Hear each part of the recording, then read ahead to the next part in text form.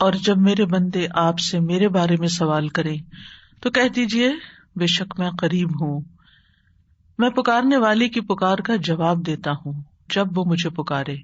تو ان کو چاہیے کہ وہ میرا حکم مانے اور مجھ پر ایمان رکھیں تاکہ وہ ہدایت پائیں۔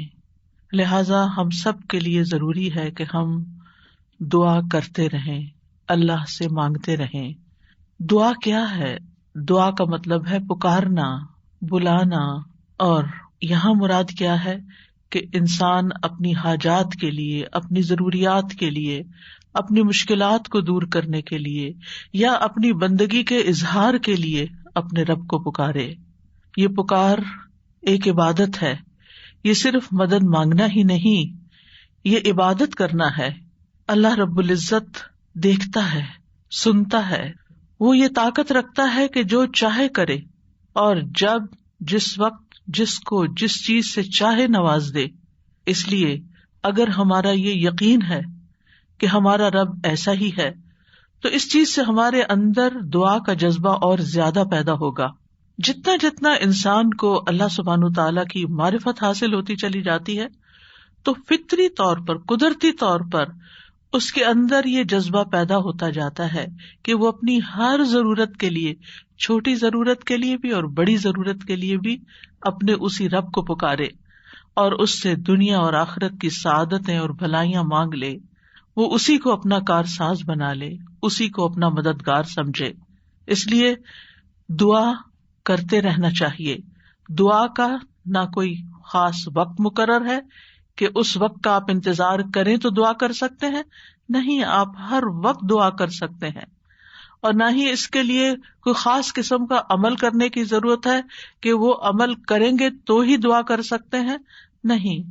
اور نہ ہی اس کے لیے کسی زبان کی پابندی ہے کہ صرف آپ عربی میں ہی دعا کر سکتے ہیں۔ آپ اردو میں، اپنی مدر ٹنگ میں، کسی بھی زبان میں آپ دعا کر سکتے ہیں۔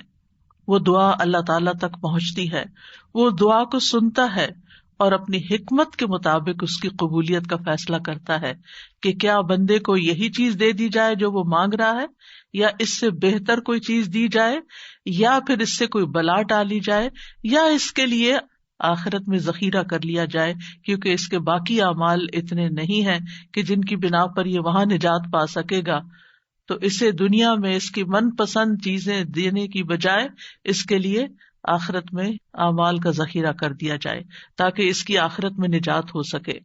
لہذا ہم سب کو دعا کرتے رہنا چاہیے۔ دعا عظیم عبادت، شرف والی عبادت، وہ عبادت جس کو اللہ تعالیٰ پسند کرتا ہے، وہ عبادت کہ جسے چھوڑ دیا جائے تو اللہ تعالیٰ ناراض ہوتا ہے۔ دعا توحید کی بنیاد ہے، یہ ہمیں اپنے رب سے قریب کر دیتی ہے، اس سے ہماری مشکلات آسان ہوتی ہیں، تکلیفیں دور ہوتی ہیں، ہمیں برکتیں حاصل ہوتی ہیں۔ لہذا جو مشکلات سے نکلنا چاہتا ہے وہ دعا کو اپنے لیے لازم کر لے، کیونکہ اللہ تعالیٰ ہی پریشانیوں کو دور کرتا ہے۔ امن یجیب المضطر اذا دعاہ ویکشف السوء، بھلا کون ہے جو لاچار کی فریاد رسی کرتا ہے جب وہ اسے پکارتا ہے اور اس کی تکلیف کو دور کر دیتا ہے۔ تو جو شخص بھی مشکلات سے، پریشانیوں سے نجات چاہتا ہے اس کے لیے ضروری ہے کہ وہ دعا کو لازم کر لے، کیونکہ اللہ تعالیٰ ہی پریشانیاں دور کرتا ہے۔ اللہ تعالیٰ کے علاوہ کوئی نہیں جو پریشانی دور کر سکے۔ وقتی طور پر کوئی آپ کو دلاسا دے دے گا، کوئی آپ کی ہمت افزائی کر دے گا، کوئی آپ کا دکھ بانٹ لے گا، لیکن آپ کی مشکل صرف اور صرف اللہ تعالیٰ ہی حل کر سکتا ہے۔ وَإِن يَمْسَسْكَ اللَّهُ بِضُرٍّ فَلَا كَاشِفَ لَهُ إِلَّا هُوَ وَإِن يَمْسَسْكَ بِخَيْرٍ فَهُوَ عَلَى كُلِّ شَيْءٍ قَدِيرٌ، اگر اللہ تجھے کوئی تکلیف پہنچائے تو اس کے سوا اسے کوئی دور کرنے والا نہیں، اور اگر وہ تجھے کوئی بھلائی پہنچائے تو وہ ہر چیز پر پوری طرح قادر ہے۔ ہم دیکھتے ہیں کہ عام طور پر لوگ مشکل وقت میں اللہ تعالیٰ کے سوا سب کو بھول جاتے ہیں، آخر میں انسان صرف اللہ ہی کو یاد کرتا ہے، اور یہ صرف مسلمان کے ساتھ ہی نہیں، نان مسلمز کے ساتھ، شرک کرنے والوں کے ساتھ، الحاد کا رستہ اختیار کرنے والوں کے ساتھ بھی یہی معاملہ ہے۔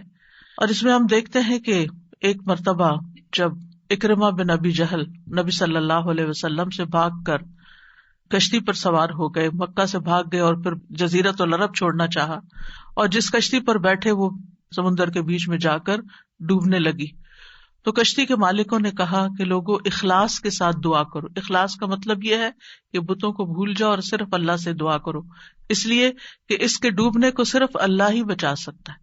تو اس وقت جو چونک اٹھے کہ اسی چیز کی دعوت تو ہمیں محمد صلی اللہ علیہ وسلم دے رہے ہیں. اس وقت انہوں نے عہد کیا کہ اگر آج اے رب تو مجھے بچا لے گا تو پہلا کام میں یہ کروں گا کہ میں محمد صلی اللہ علیہ وسلم کے ہاتھ میں اپنا ہاتھ دے دوں گا، میں اسلام قبول کر لوں گا. اور پھر آپ جانتے ہیں کہ اکرمہ بن ابی جہل نے کس اخلاص کے ساتھ اسلام قبول کیا. تو دعا کی قبولیت ہی ان کے اسلام کا ایک ذریعہ بنی. اور دعا کرنے کی 3 صورتیں ہیں. ایک تو یہ کہ اللہ تعالیٰ کی توحید بیان کرنا، جس میں انسان کہتا ہے یا اللہ لا الہ الا اللہ لا الہ الا انت سبحانک انی کنت من الظالمین. یہ دعا کا ایک طریقہ ہے. یہاں آپ صرف اللہ تعالیٰ کی توحید بیان کر رہے ہیں، اپنی کوتاہیوں کا اعتراف کر رہے ہیں. پھر اسی طرح آپ کہتے ہیں ربنا، اے ہمارے رب. یہاں بھی آپ اپنے رب کو رب کہہ کے پکار رہے ہیں، گویا اللہ تعالیٰ کی تعریف کر رہے ہیں. اور پھر دوسرا طریقہ یہ ہے کہ اللہ تعالیٰ سے انسان صرف بخشش کا سوال کرتا رہے اور رحمت کا سوال کرتا رہے، جیسے استغفر اللہ استغفر اللہ استغفر اللہ. کیونکہ اگر آپ کی بخشش ہو گئی تو آپ کے راستے میں جتنی بھی مشکلات ہیں وہ خود بخود حل ہونا شروع ہو جائیں گی. یعنی آپ کو اس وقت کہنے کی ضرورت نہیں ہوگی کہ یار اب مجھے یہ چاہیے مجھے وہ چاہیے. آپ صرف یہ کہتے ہیں کہ اللہ وہ گناہ جو میرے اور تیرے بیچ میں حائل ہو گئے ہیں، جو تیری رحمت تک مجھے پہنچنے نہیں دے رہے، یا رب تو ان کو دور کر دے، تو مجھے معاف کر دے. اور یہ چیز انسان کی مشکلات دور کرنے کا ذریعہ بن جاتی ہے اور اس کی حاجات پوری ہونے کا ذریعہ بن جاتی ہے، جو بھی اس کی زندگی میں کوئی حاجت اور ضرورت ہوتی ہے. اسی طرح کبھی آپ اللہ سے صرف رحمت کا سوال کر رہے ہوتے ہیں، یا حی یا قیوم برحمتک استغیث، صرف رحمت مانگ رہے ہوتے ہیں. کیونکہ اگر اللہ سبحانہ تعالیٰ کی رحمت آ جائے تو ساری مشکلات ہی آسان ہو جائیں، پھر تو کوئی غم ہی نہ رہے، کوئی پریشانی ہی نہ رہے.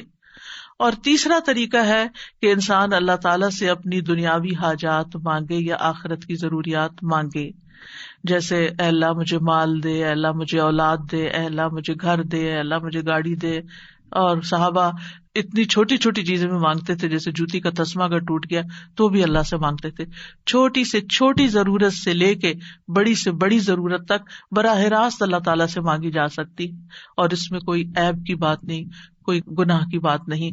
وہ آپ کا رب ہے، وہ سب سے زیادہ آپ کا خیر خواہ ہے، لہٰذا آپ اس سے نہیں مانگیں گے تو کس سے مانگیں گے؟ اور وہ جو سب کچھ دینے پہ قادر ہے اس سے نہیں مانگیں گے تو کس سے مانگیں گے؟ لہٰذا اس کو پکارتے رہنا چاہیے. تو نمبر 1 طریقہ صرف اللہ کی توحید بیان کرنا، اللہ کی تعریف کرتے رہنا. عرفہ کے دن کی سب سے بہترین دعا کیا ہے؟ لا الہ الا اللہ وحدہ لا شریک لہ لہ الملک ولہ الحمد وہو علی کل شیء قدیر. اس میں کیا مانگا آپ نے؟ کچھ بھی نہیں. آپ نے صرف اللہ کی توحید بیان کی ہے، لا الہ الا اللہ کہا ہے، وحدہ کہا ہے، لا شریک لہ کہا ہے، اپنے آپ کو اللہ کے لیے خالص کیا ہے. یہ دعا ہے. اور پھر دوسرا یہ کہ استغفار اور رحمت کی دعا. اور تیسرا کوئی بھی ضرورت جو ہو کسی بھی زبان میں، کسی بھی چیز کی، روحانی، جذباتی، مادی، دنیا کی، آخرت کی، کوئی بھی چیز وہ مانگتے چلے جائیں. ہم دیکھتے ہیں کہ انبیاء علیہم السلام اپنی حاجات اللہ تعالیٰ کے سامنے رکھتے تھے، مشکل وقت میں اللہ تعالیٰ کی طرف رجوع کیا کرتے تھے. کانوا اذا فزعوا الی الصلاۃ، یہ حدیث ہے مسند احمد کی، کہ انبیاء پر جب بھی کوئی پریشانی آتی تو وہ نماز کی طرف متوجہ ہو جاتے تھے، نماز پڑھنے لگتے تھے. اور کل ہم نے پڑھا تھا کہ دعا کی 2 بڑی قسمیں ہیں، دعائے عبادت اور دعائے مسئلہ.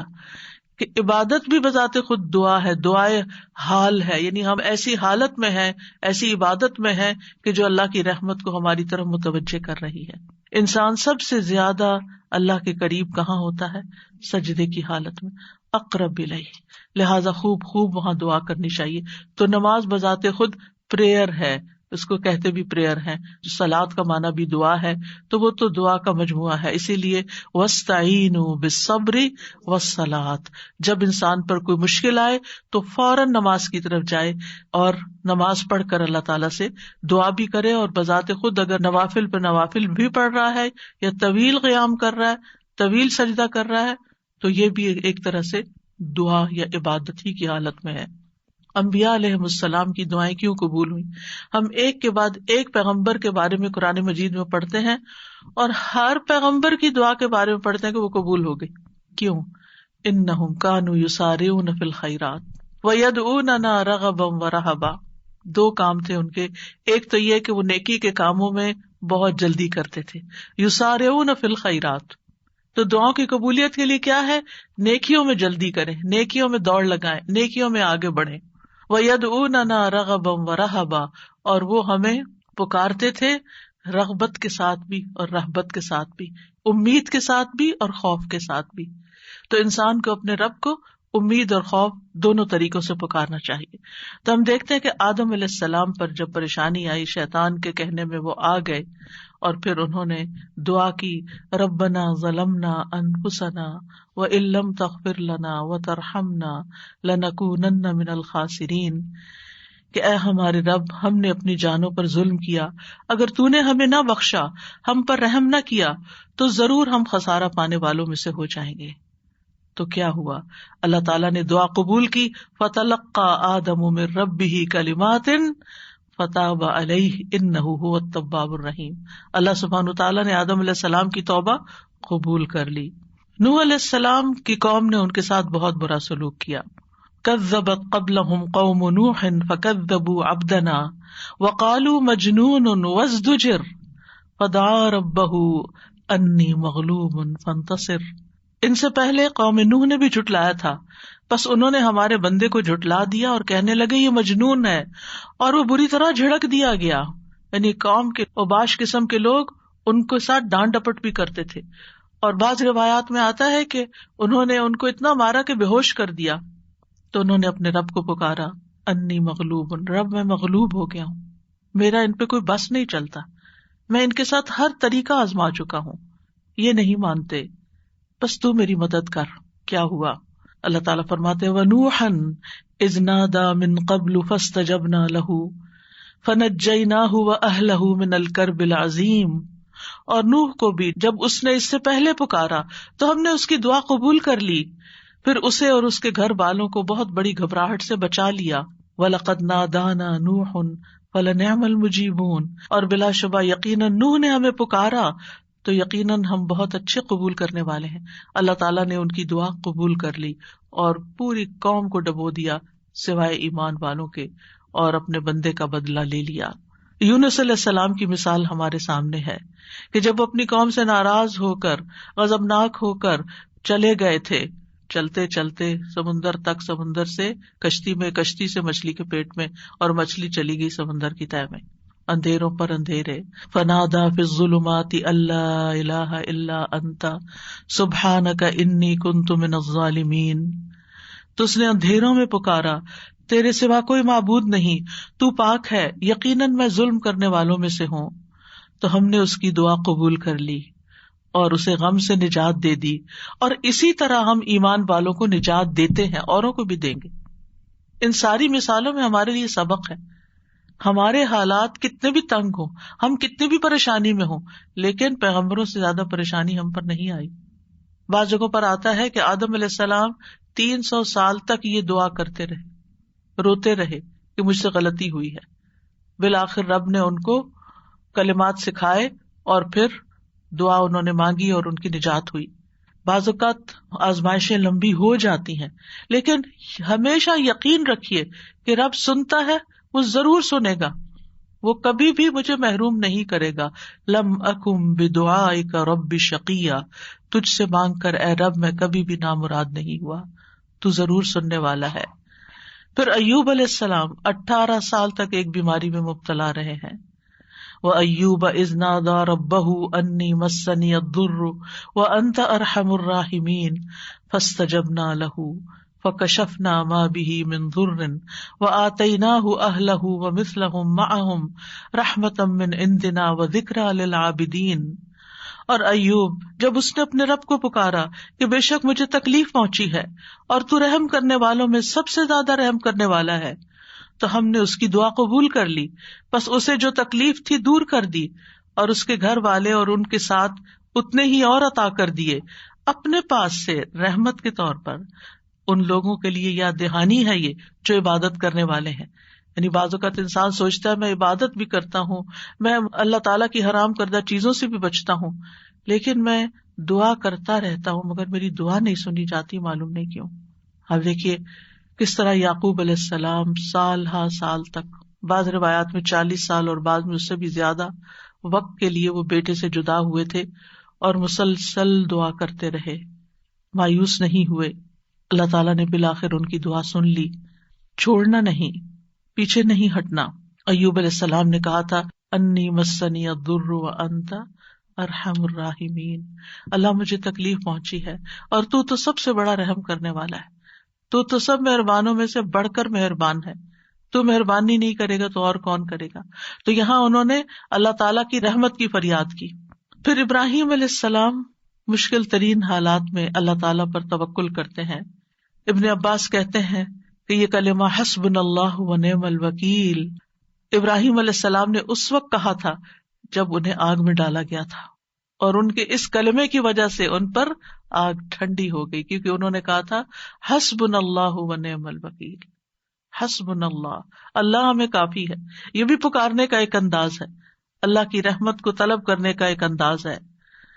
اور ان کے اس کہنے پر اللہ سبحانہ وتعالیٰ نے کیا فرمایا، قلنا یا نار کونی بردم وسلاما علی ابراہیم، اے آگ تو ابراہیم پر سراسر ٹھنڈک اور سلامتی والی بن جا.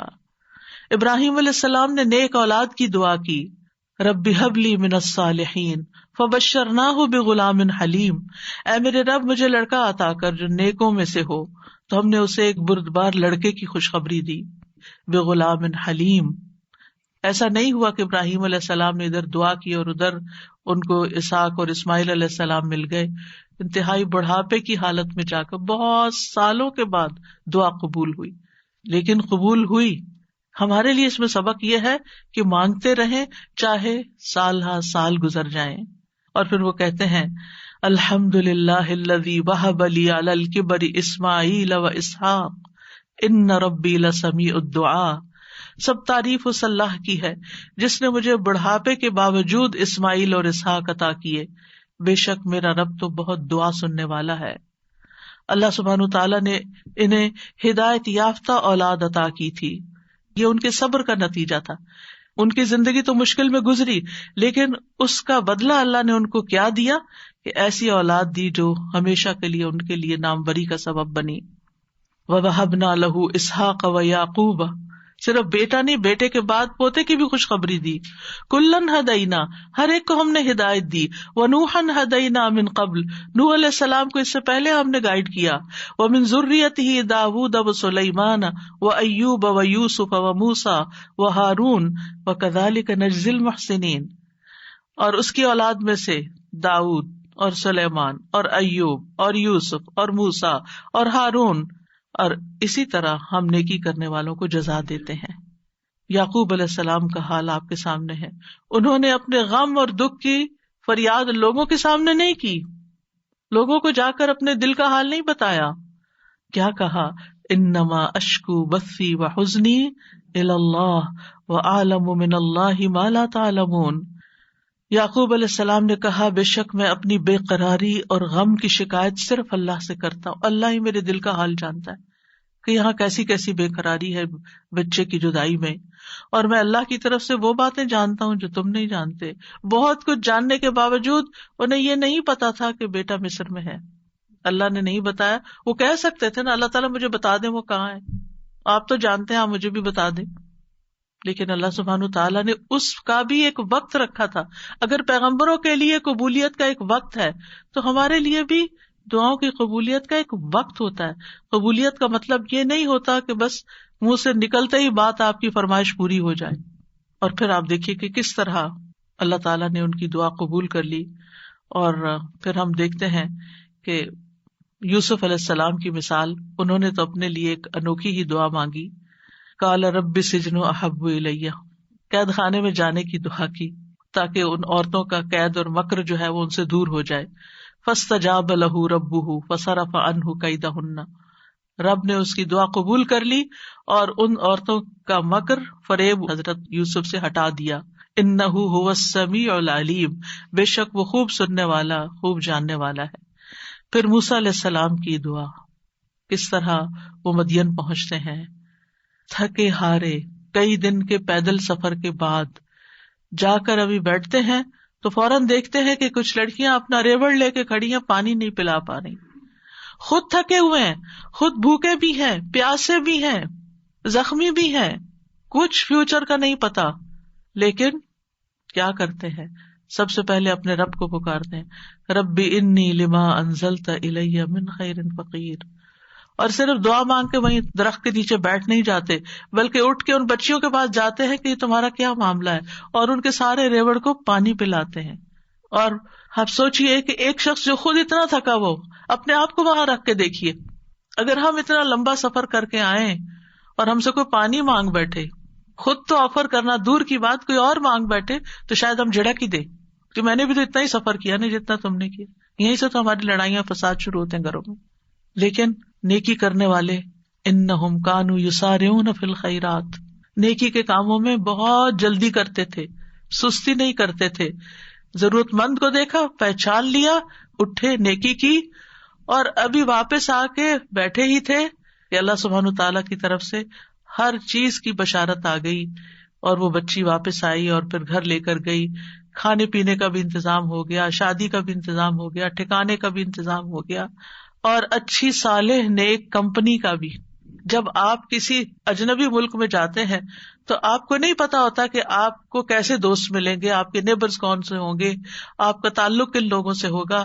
لیکن یہ اللہ کی کتنی بڑی رحمت تھی کہ اللہ تعالیٰ نے انہیں ایک نیک صالح انسان کے ساتھ جوڑ دیا کہ اس کی بیٹی کی شادی حضرت موسیٰ علیہ السلام سے ہو گئی اور ان کے درمیان ایک رشتہ قائم ہو گیا. یہ بھی سراسر اللہ کی رحمت تھی. اللہ تعالیٰ نے ان کی دعا قبول کی. موسیٰ علیہ السلام نے ہر مشکل مرحلے میں اللہ تعالیٰ کو ہی پکارا. فرعون کے دربار میں جانے لگتے ہیں تو کیا پڑھتے ہیں؟ رب اشرح لی صدری ویسر لی امری واحلل عقدۃ من لسانی یفقہوا قولی واجعل لی وزیرا من اہلی ہارون اخی. رب اشرح لی کے علاوہ کہ جو کام کرنے جا رہا ہوں یا اللہ اس کے لیے میرا دل کھول دے، میرا کام آسان کر دے، میری زبان کی گرہ کھول دے، یعنی میرے بولنے میں سلاست ہو جائے اور اس طرح کی کمیونیکیشن ہو کہ لوگ میری بات سمجھ جائیں، ان کو میری بات سمجھ آ جائے تاکہ وہ مقصد پورا ہو جائے، اور میرے گھر والوں میں سے ایک میرا مددگار بنا دے. اللہ تعالیٰ نے ہارون علیہ السلام کو نبی بنا کر ان کا مددگار بنا دیا. زکریا علیہ السلام کی مثال، مایوس نہیں ہے، سال ہر سال تک اولاد کی دعا کرتے، انتہائی بڑھاپے میں بھی. وَزَكَرِيَّا إِذْ نَادَىٰ رَبَّهُ رَبِّ لَا تَذَرْنِي فَرْدًا وَأَنْتَ خَيْرُ الْوَارِثِينَ. اور زکریا کو جب اس نے اپنے رب کو پکارا، اے میرے رب مجھے اکیلا نہ چھوڑ، اور تو سب وارثوں سے بہتر ہے، تو ہم نے اس کی دعا قبول کر لی. فَاسْتَجَبْنَا لَهُ وَوَهَبْنَا لَهُ يَحْيَىٰ، اور ہم نے اس کو یحییٰ عطا کیا.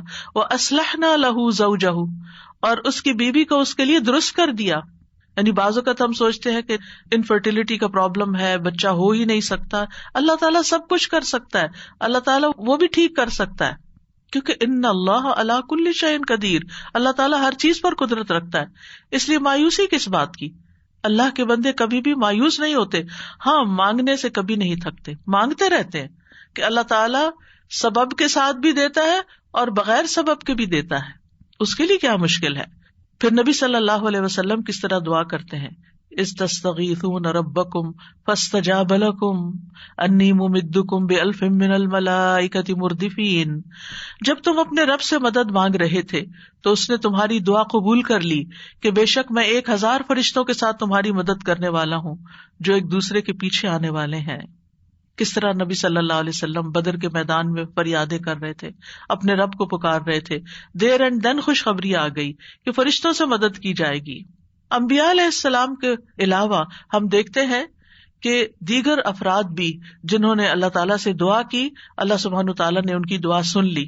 سورۃ المؤمن میں جو مرد مومن ہے، جو فرعون کے دربار میں سے ہی ایک شخص اٹھتا ہے اور پھر وہ لوگوں کو نصیحت کرتا ہے اور کیا کہتا ہے، فَسَتَذْكُرُونَ مَا أَقُولُ لَكُمْ وَأُفَوِّضُ أَمْرِي إِلَى اللَّهِ ان اللہ بصیر بالعباد. فرعون کے دربار میں ایک شخص کا اٹھ کر لوگوں کو سمجھانا، فرعون کو سمجھانا، خوب خوب نصیحتیں کرنا، کھلم کھلا موسیٰ علیہ السلام پر ایمان لانا، یہ بہت بڑی بغاوت تھی اور بہت بڑا نقصان ہو سکتا تھا. لیکن اس مرد مومن نے کیا کہا، افوض امری الی اللہ، میں اپنا معاملہ اللہ کے سپرد کرتا ہوں.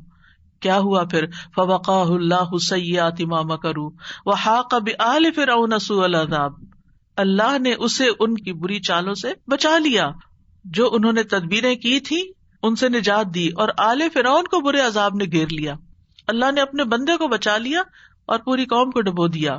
پھر اسی طرح کچھ واقعات احادیث میں آتے ہیں، جیسے غار والوں کا قصہ ہے، کس طرح اللہ سبحانہ تعالیٰ نے ان کی دعائیں سنی اور صرف دعاؤں کے نتیجے میں غار کے دروازے سے پتھر ہٹ گیا اور وہ باہر نکل آئے. پھر اسی طرح ایک اور بچے کا واقعہ ملتا ہے جسے بادشاہ نے جادوگر کے پاس جادو سیکھنے کے لیے بھیجا، تو اس نے جادو سیکھنے کی بجائے الٹا اللہ تعالیٰ کی پہچان کا علم کسی سے حاصل کر لیا راستے میں. جب بادشاہ کو پتا چلا تو بہت ناراض ہوا اور غصے میں آ کر اس نے کہا کہ اس بچے کو فلاں پہاڑ پہ لے جاؤ اور اسے پہاڑ کی چوٹی سے گرا دو تاکہ یہ ہلاک ہو جائے، اور اگر یہ اپنے دین سے پھر جائے تو اسے چھوڑ دینا، انکار کرے تو نیچے پھینک دینا. بادشاہ کے جو ساتھی تھے وہ لڑکے کو پہاڑ کی چوٹی پر لے گئے. اس لڑکے نے ایک دعا مانگی، اللہم اکفنیہم بما شئت، اللہم اکفنیہم بما شئت، اے اللہ جس طرح تو چاہے تو مجھے ان کے مقابلے میں کافی ہو جا، ان کے مقابلے میں تو میرا ساتھ دے. تو کہتے ہیں پہاڑ پر ایسا زلزلہ آیا کہ جس سے اس کے سارے ساتھی جو لے کے گئے تھے وہ سارے گر گئے، وہ سب الٹے گرے اور وہ لڑکا چلتا ہوا بادشاہ کی طرف دوبارہ آ گیا. بادشاہ نے اس لڑکے سے پوچھا تیرے ساتھیوں کو کیا ہوا؟ لڑکے نے کہا اللہ مجھے ان سے کافی ہو گیا.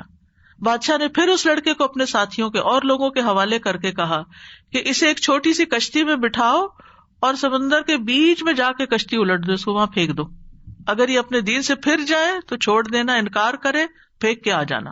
بادشاہ کے ساتھی اس لڑکے کو لے کر گئے تو لڑکے نے پھر یہی دعا کی، اللہم اکفنیہم بما شئت، اے اللہ تو جس طرح چاہے مجھے ان سے کافی ہو جا. پھر وہ کشتی بادشاہ کے ساتھیوں سمیت الٹ گئی، سب غرق ہو گئے اور وہ لڑکا چلتا ہوا واپس بادشاہ کے پاس آ گیا. بادشاہ نے اس لڑکے سے کہا تیرے ساتھیوں کا کیا ہوا؟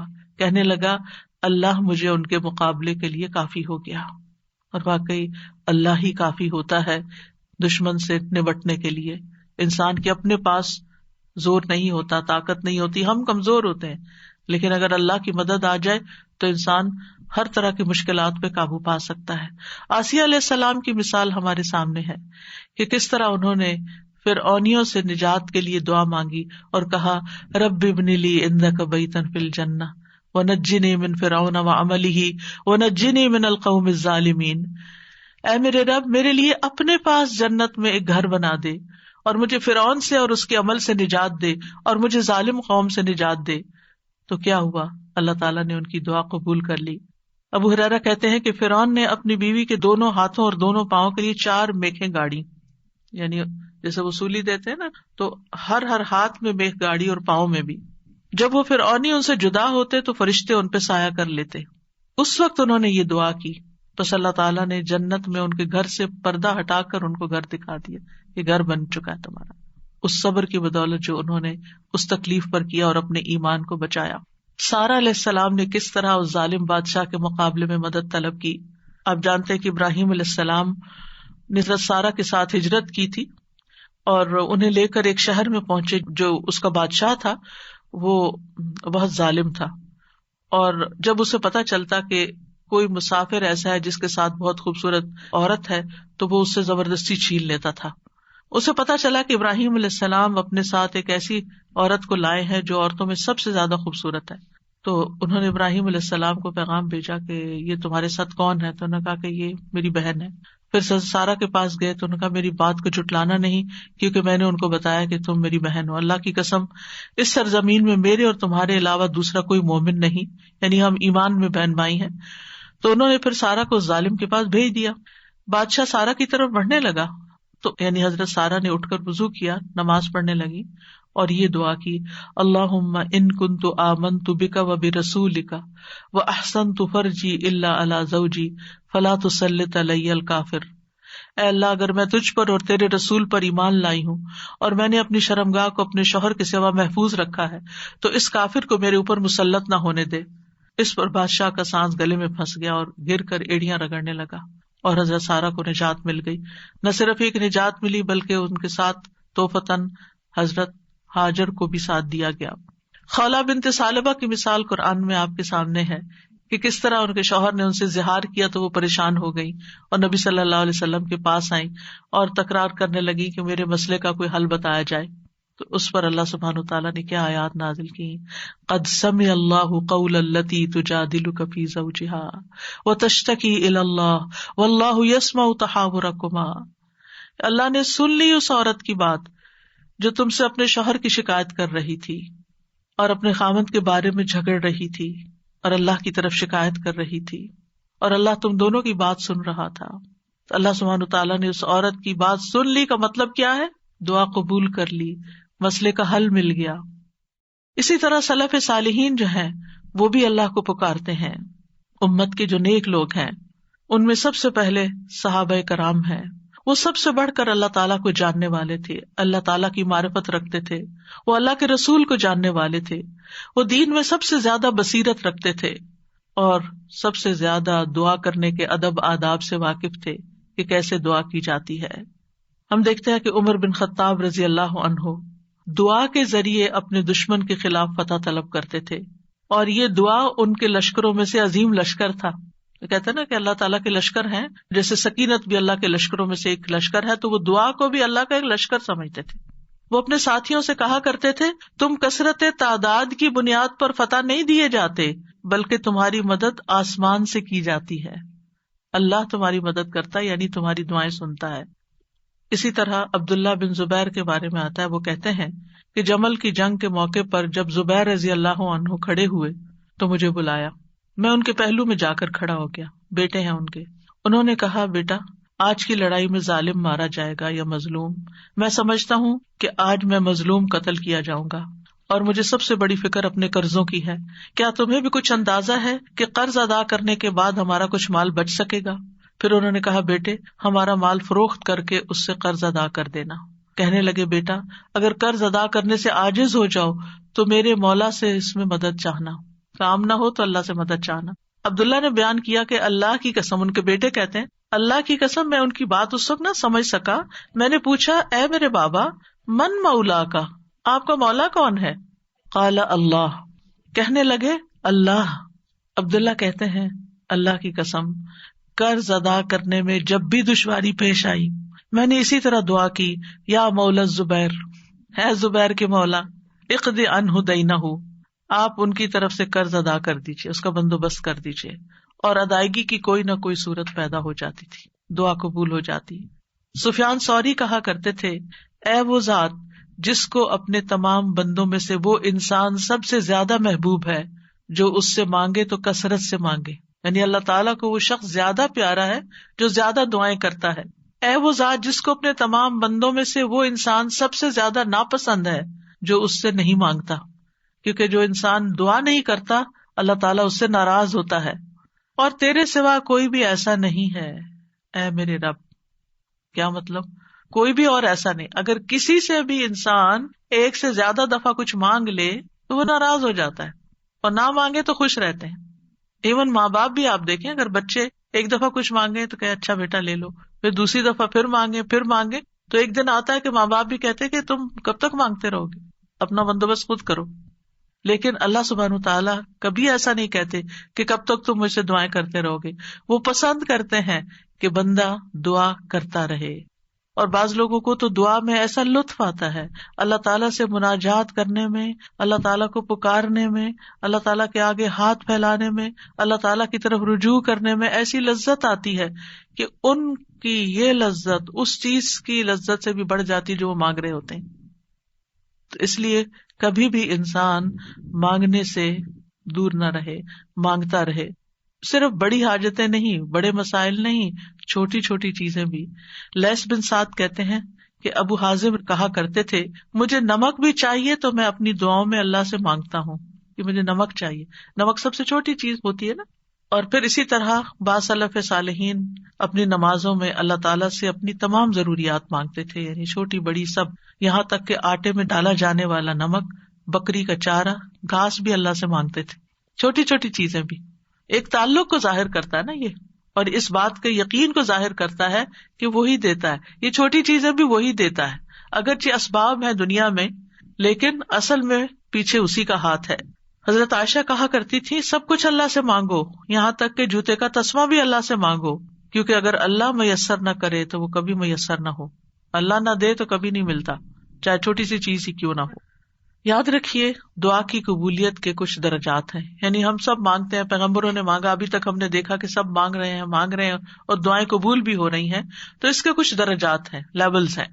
رسول اللہ صلی اللہ علیہ وسلم نے فرمایا اگر کوئی شخص اللہ سے دعا کرتا ہے تو اس کی دعا ضرور قبول ہوتی ہے، اس کی دعا ضرور قبول ہو جاتی ہے، خواہ دنیا میں اسے وہ چیز دے دی جائے، یعنی جو مانگ رہا ہے وہ یہیں مل جائے، یا اس کے لیے آخرت میں ذخیرہ بنا دیا جائے، یا پھر اس دعا کے بقدر اس کے گناہوں کا کفارہ ادا ہو جاتا ہے، بشرطے کہ اس کی دعا کسی گناہ یا قطع رحمی کے لیے نہ ہو اور وہ جلدی نہ کرے.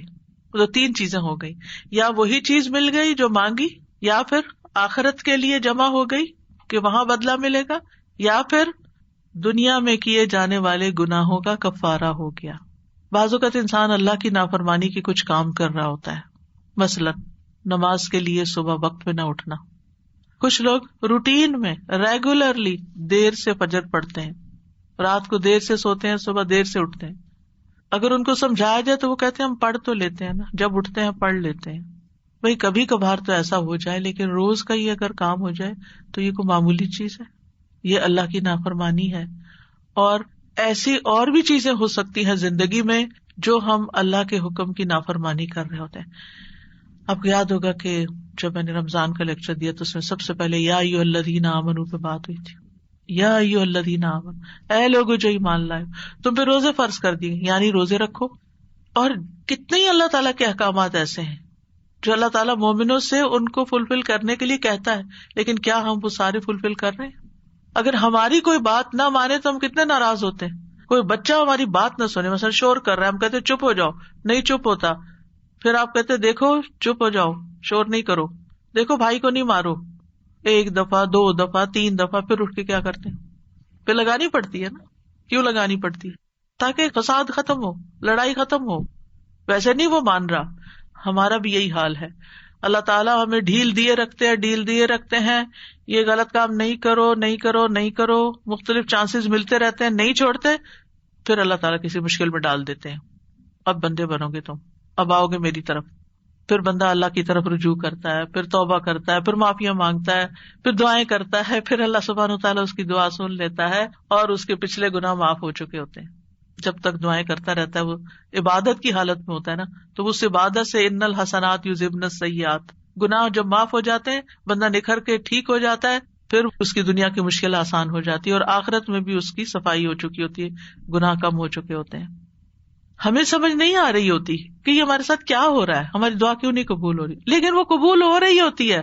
وہ کہیں اور کام کر رہی ہے، وہ کسی اور طریقے سے قبول ہو رہی ہے، وہ گناہوں کی معافی کا ذریعہ بن رہی ہے.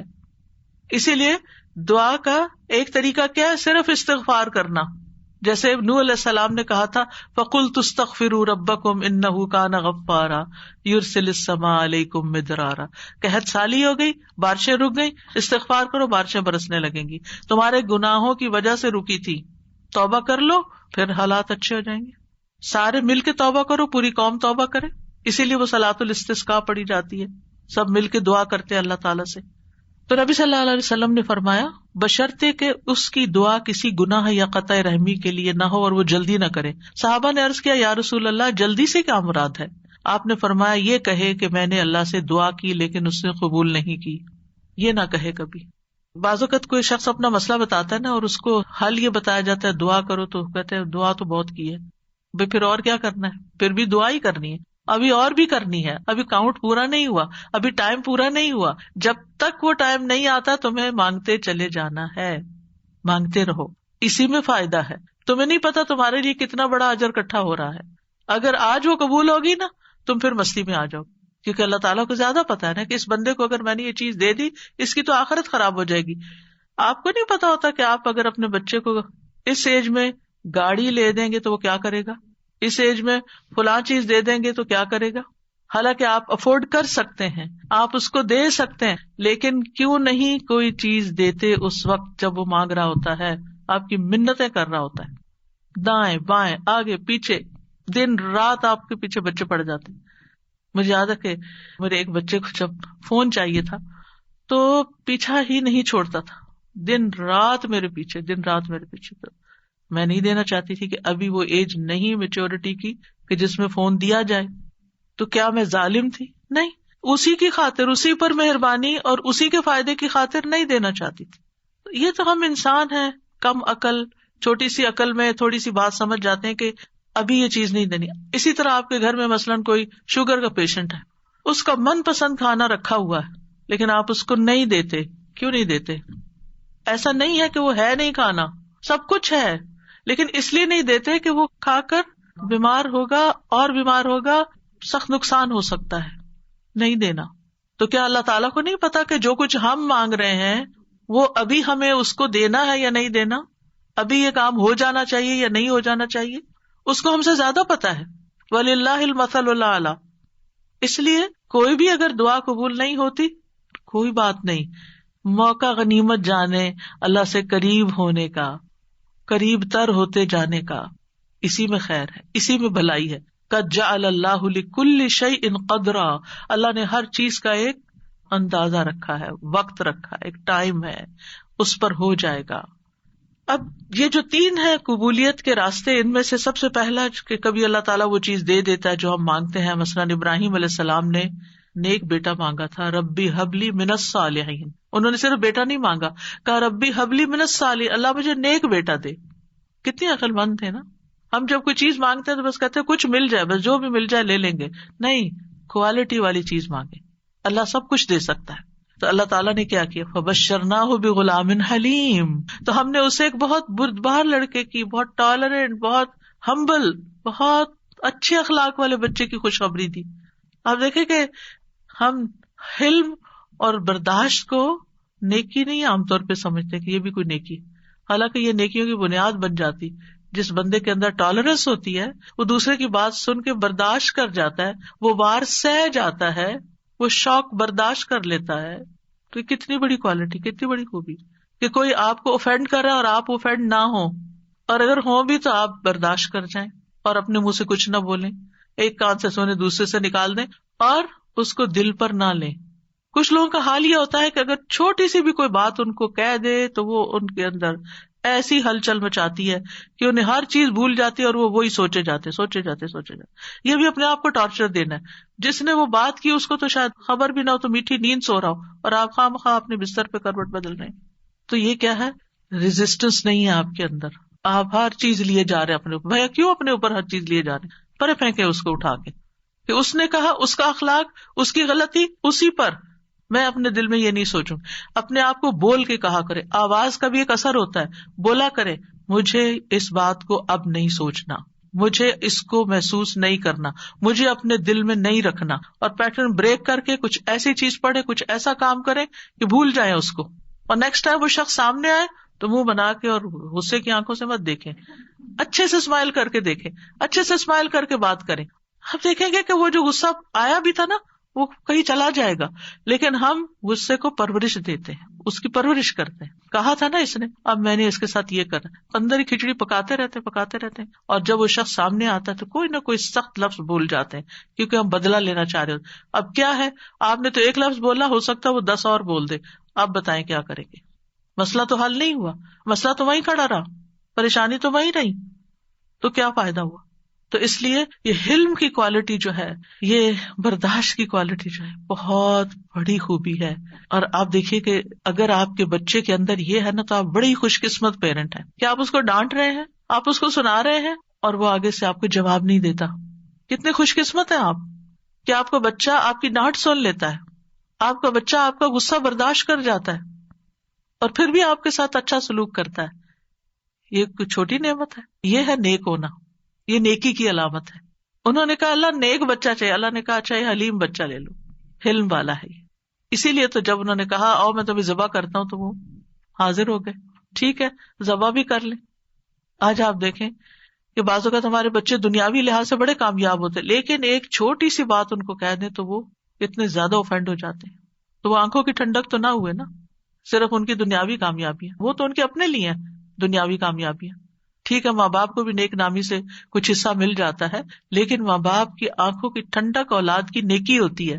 یہ جو ہم کہتے ہیں نا ربنا ہب لنا من ازواجنا وذریاتنا قرۃ اعین، تو ایک ایمان والے کے لیے آنکھوں کی ٹھنڈک اس میں ہوتی ہے کہ بچہ خیر اور بھلائی کے کتنے کام کرتا ہے. بہرحال ان کی دعا قبول ہو گئی.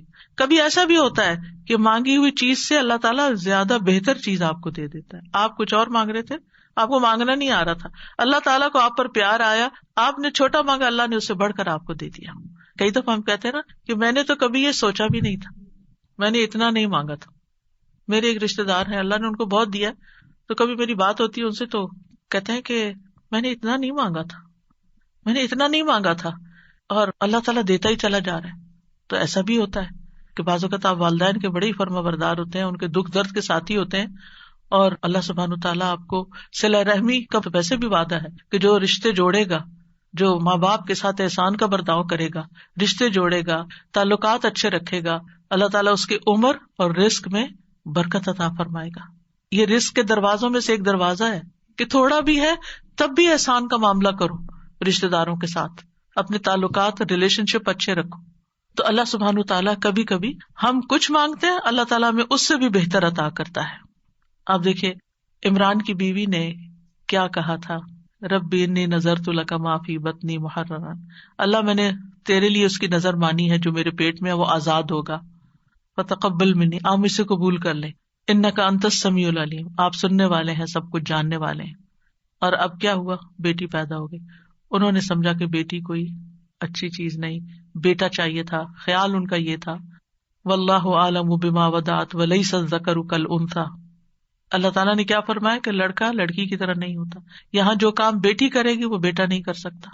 اور پھر حضرت مریم سے کیسی خیر دنیا میں جاری ہوئی، اللہ نے ان کو کس طرح چنا، ایمان والی عورتوں کی سردار ہیں وہ. کبھی اللہ تعالیٰ مانگی ہوئی چیز جیسی کوئی تکلیف دور کر دیتا ہے. آپ کچھ مانگ رہے ہوتے ہیں اور ادھر سے تکلیف آ رہی ہوتی ہے، اللہ تعالیٰ اس مانگنے کی وجہ سے اس تکلیف کو پیچھے ہٹا دیتے ہیں. ہم کہتے ہیں ہماری دعا قبول نہیں، کتنی غلط بات کرتے ہیں، استغفر اللہ. ہم کہتے ہیں میری دعا قبول نہیں، بھائی ہو چکی ہے، اللہ نے فرمایا ہے نا اجیب دعوت الداعی اذا دعانی، میں قبول کرتا ہوں. کیسے کہتے ہو نہیں قبول ہوتی؟ ہوئی ہے، تمہیں نہیں پتا کس شکل میں ہوئی ہے. تم چھوٹی چیز مانگ رہے تھے، میں تمہیں بہتر دینے والا ہوں. تم کچھ مانگ رہے تھے، میں تم سے مصیبت دور کر رہا ہوں. اگر وہ مصیبت دور نہ کرو تو یہ تمہاری مانگی ہوئی چیز مل بھی جائے تو تم فائدہ نہیں اٹھا سکتے اس سے. نبی صلی اللہ علیہ وسلم نے فرمایا جو مسلمان کوئی ایسی دعا کرے جس میں گناہ یا قطع رحمی کا کوئی پہلو نہ ہو تو اللہ اسے تین میں سے کوئی ایک چیز ضرور عطا فرماتے ہیں، یا تو فوراً ہی اس کی دعا قبول کر لی جاتی ہے، یا آخرت کے لیے ذخیرہ کر لی جاتی ہے، یا اس سے اس جیسی کوئی تکلیف دور کر دی جاتی ہے. صحابہ نے عرض کیا اس طرح تو پھر ہم بہت کثرت کریں گے.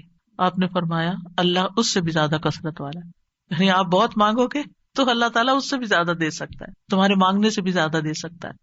کبھی گناہوں کا کفارہ بن جاتی ہے، حدیث میں آتا ہے وَإِمَّا أَن يُكَفَّرَ عَنْهُ مِن ذُنُوبِهِ بِقَدْرِ مَا دَعَا، یا پھر اس دعا کی وجہ سے اس کے گناہوں کا کفارہ ادا ہو جاتا ہے، ایکسپیشن ہو جاتی ہے. یعنی بعض اوقات ہماری نماز میں کوئی کمی رہ جاتی ہے، بعض اوقات روزے میں رہ جاتی ہے، زکوٰۃ میں رہ جاتی ہے، کئی چیزیں ہیں جو ہمارے فرائض ہیں ہم ادا کر رہے ہوتے ہیں لیکن کہیں نہ کوئی کمی ہوتی ہے اور اس کا ہمیں پتہ ہی نہیں چلتا. کبھی وضو میں کوئی کمی رہ جاتی ہے، تو ان چیزوں کا پھر کفارہ تو کرنا ہے نا. تو پھر یہ دعائیں جو ہیں یہ اس کبھی کوتاہی کا بھی کفارہ کرتی ہے. پھر یاد رکھیے کہ جو لوگ مایوس ہوتے ہیں اور اللہ سے مانگتے نہیں، مانگنا چھوڑ دیتے ہیں، تو اللہ تعالیٰ نے ایسے لوگوں کی مذمت بیان کی ہے.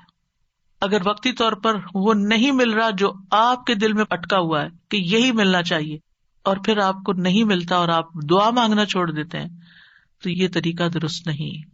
وقال ربکم ادعونی استجب لکم، تمہارا رب فرماتا ہے مجھ سے دعا کرو، میں تمہاری دعا قبول کروں گا. ان الذین یستکبرون عن عبادتی، بے شک جو لوگ میری عبادت سے تکبر کرتے ہیں، سیدخلون جہنم داخرین، وہ جہنم میں ضرور ذلیل و خوار ہو کے داخل ہوں گے. دعا روک دینا یہ سوچ کر قبول نہیں ہوتی تو فائدہ نہیں مانگنے کا. یہ کیا ہے؟ دراصل اللہ سے مایوس ہونا، نا امید ہونا اور اللہ سے ناراض ہونا. تبھی تو آپ اس کو چھوڑ رہے ہیں، پھر آپ کہاں جائیں گے؟ تو اللہ تعالیٰ کو یہ چیز سخت ناپسند ہے.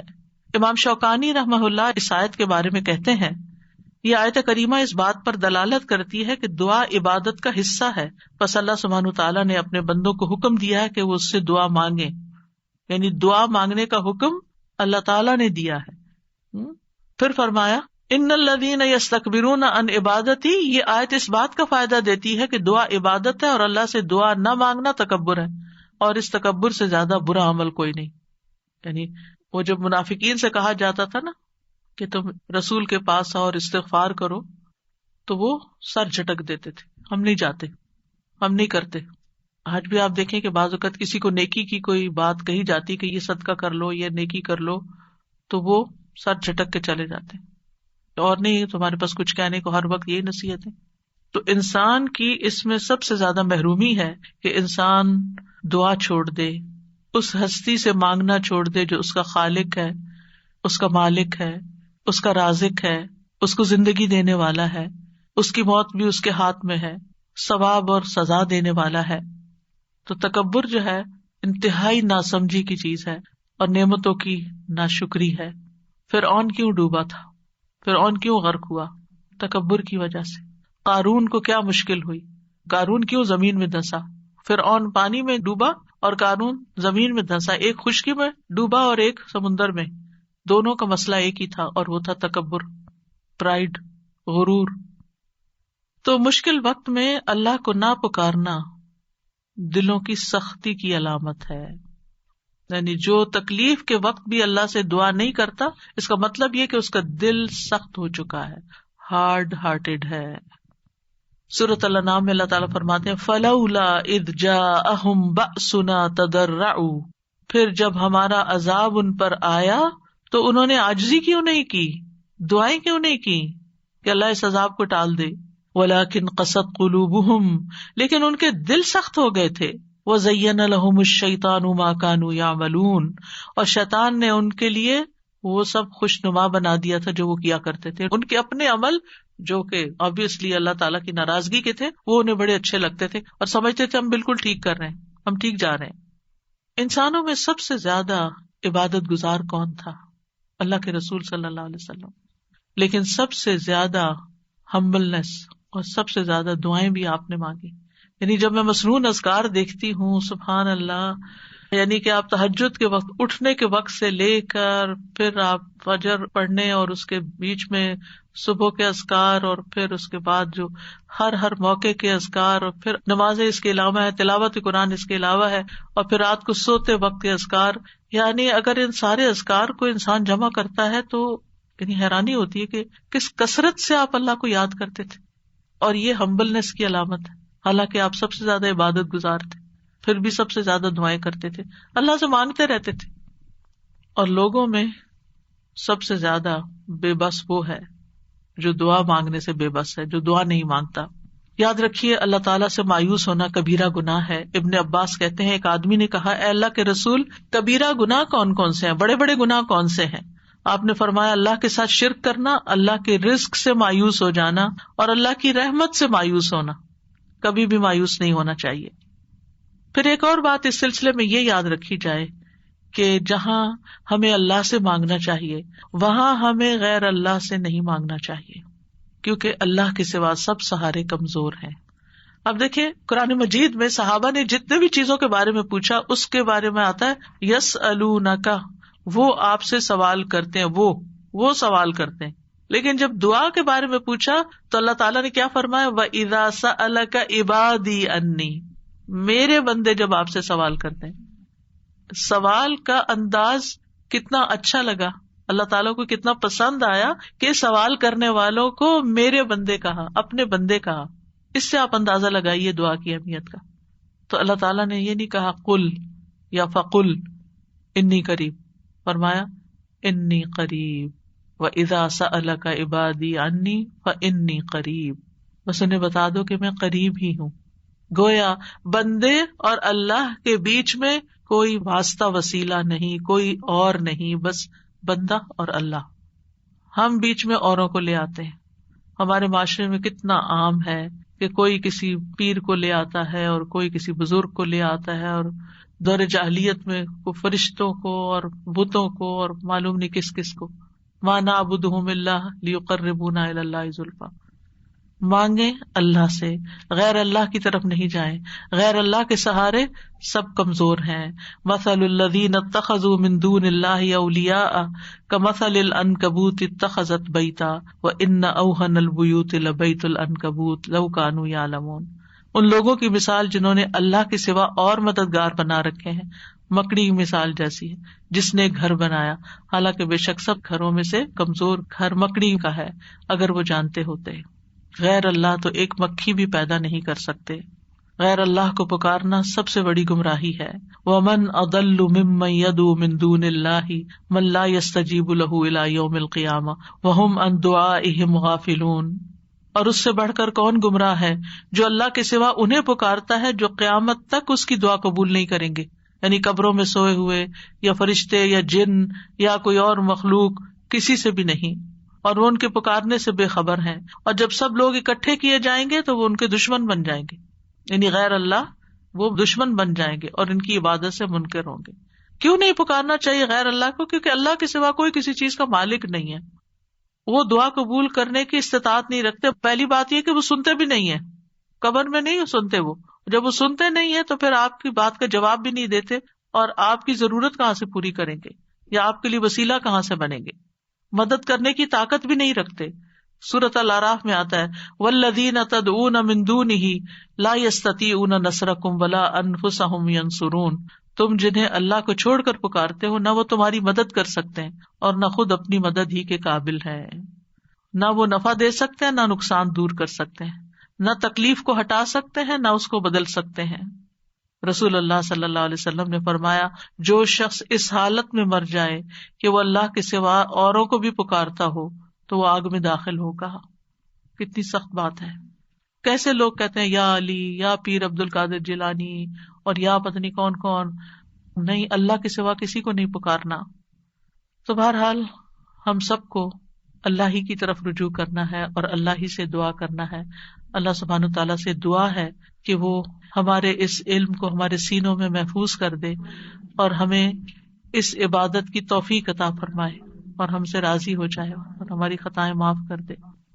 جی اساسی ایک سوال تھا اور ایک پھر جی ضرور. سوال میں تو یہ تھا جیسے آپ نے بتایا دعا ہم اردو میں بھی مانگ سکتے ہیں، تو کیا جب ہم سجدے میں دعا مانگتے ہیں اس وقت بھی اردو میں مانگ سکتے ہیں یا نہیں؟ نہیں، سجدے میں، نماز کے سجدے میں نہیں، ویسے الگ سے سجدے میں پڑھ کے دعا کرنی ہے تو وہ کر سکتے ہیں. اچھا اوکے، جزاکم اللہ خیرا. سبحانک اللہم وبحمدک، اشہد ان لا الہ الا انت، استغفرک واتوب الیک. السلام علیکم ورحمۃ اللہ وبرکاتہ.